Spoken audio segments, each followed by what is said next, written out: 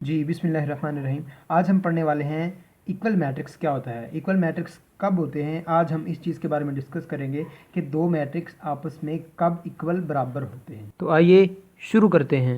Late A and B are two equal matrix if and only if. इसका मतलब यह है कि हमने दो मैट्रिक्स लिए हुए और वो दो मैट्रिक्स आपस में इक्वल है।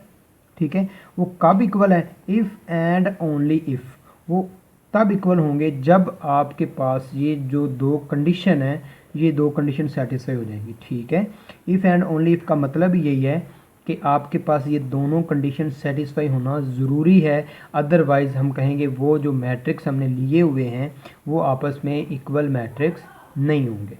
ठीक है, तो ये दोनों कंडीशन सेटिस्फाई कब होंगी और ये दोनों कंडीशन हैं क्या?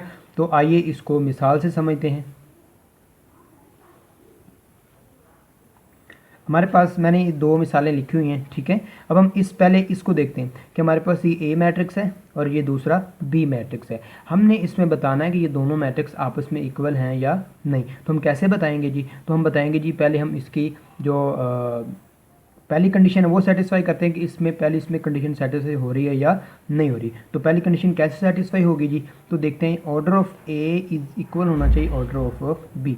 ठीक है, हमें ये पता होना चाहिए कि हमने जो दो मैट्रिक्स इक्वल हैं या इक्वल लिए हुए हैं वो कब आपस में बराबर हैं। तो उसके लिए हमें पता होना चाहिए कि पहले का ऑर्डर और दूसरे का ऑर्डर क्या है, और फिर हमें पता होना चाहिए कि उन दोनों का जो ऑर्डर है वो सेम होना चाहिए, यानी कि दोनों मैट्रिक्स का जो ऑर्डर है वो सेम होना चाहिए, इक्वल होना चाहिए। ठीक है, जितना इसका ऑर्डर होगा उतना ही इस मैट्रिक्स का ऑर्डर होना लाजमी है, अदरवाइज पहली कंडीशन इस पे सेटिस्फाई नहीं होगी। ठीक है, तो देखते हैं हमारे पास ए मैट्रिक्स के अंदर, इस मैट्रिक्स के अंदर हमने देखना है कि इसमें इसका ऑर्डर क्या है। ऑर्डर देखने के लिए हमने इसको बड़ी डिटेल से पढ़ा था कि इसमें रोज़ कितनी होती हैं और इसमें कॉलम्स कितने होते हैं। ठीक है, तो मैंने बताया था कि हॉरिजॉन्टल जो होती हैं वो रोज़ होती हैं और वर्टिकल कॉलम्स होते हैं। ठीक है, तो इसमें हम देखें तो यहाँ पे आपके पास इसमें एक ही आपके पास रो नज़र आ रही है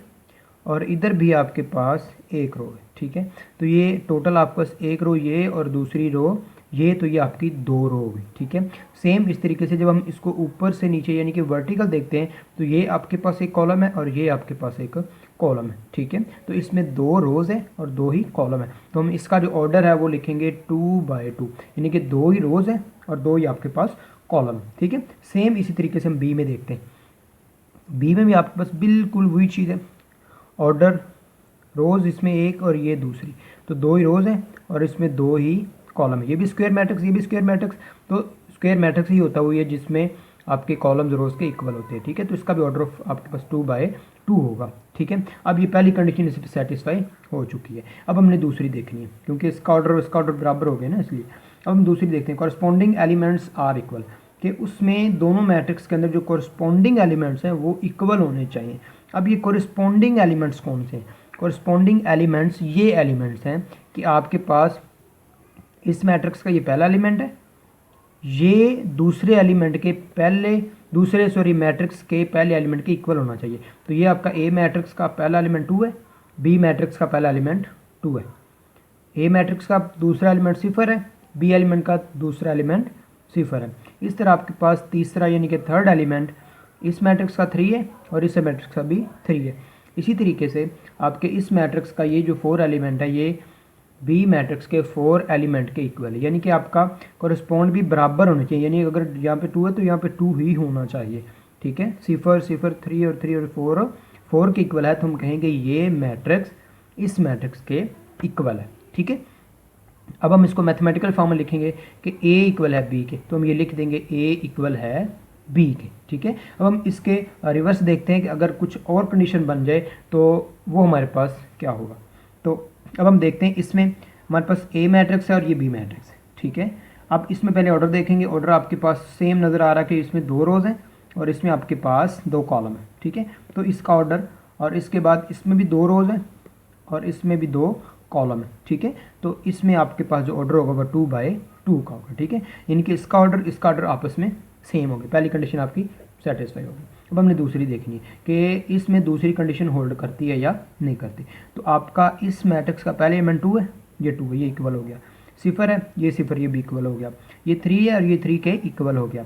अब ये लास्ट आपका जो 4 एलिमेंट है ये 4 है, लेकिन बी मैट्रिक्स में आपका ये 2 है, लिहाजा ये 4 इस 2 के इक्वल नहीं आ रहा, क्योंकि बाकी 3 एलिमेंट आपके इक्वल है, लेकिन ये जो आपका चौथा एलिमेंट यानी कि 4 है, ये 4 इधर 2 है, तो 4 इक्वल 2 नहीं हो सकते, ठीक है। यानी कि ये आपस में एलिमेंट बराबर नहीं है, तो हम कहेंगे ये पूरे का पूरा मैट्रिक्स ही आपस में इक्वल नहीं, यानी कि एक नंबर भी इक्वल ना हो तो हम कहते हैं कि ये मैट्रिक्स इस मैट्रिक्स से इक्वल नहीं। तो इसको मैथमेटिकल फॉर्म में यूँ लिखेंगे, A does not equal to B, ठीक है। चीज़ देखोगे कि उन दोनों का ऑर्डर सेम होना चाहिए और उसके कॉरस्पॉन्डिंग एलिमेंट्स आपस में इक्वल होना चाहिए, ठीक है। तो उम्मीद करूंगा आपको ये चीज़ बिल्कुल क्लियर होगी, कोई चीज़ नहीं रही होगी।